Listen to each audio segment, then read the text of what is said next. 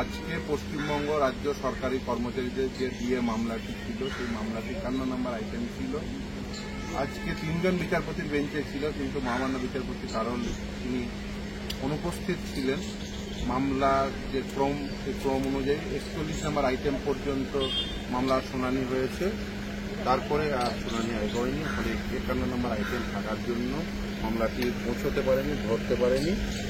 যদিও top of the board ছিল, কিন্তু সেটা প্রথমে নেয়নি, ক্রম অনুসারেই নিয়েছে। ফলে যে সিকুয়েন্স ছিল, সেই সিকুয়েন্স অনুযায়ী 51 নম্বর আইটেম পর্যন্ত পৌঁছায়নি, 41 নম্বর আইটেম পর্যন্ত পৌঁছেছে। তাই মামলাটি টাচ করেনি। আশা করব অতি দ্রুততার সঙ্গে এই মামলার শুনানি হবে।